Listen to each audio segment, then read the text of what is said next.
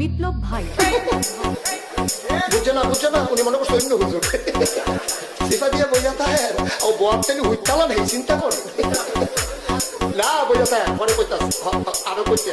আরো কিছু কথা লইয়া যান ভাই যাইবে না যখন দুইটা কথা লইয়া মুরব্বী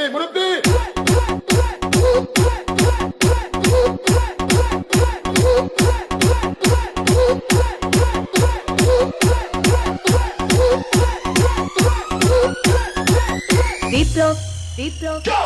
প্লিজ আমাকে ক্ষমা করে দাও প্লিজ কেরাম বলে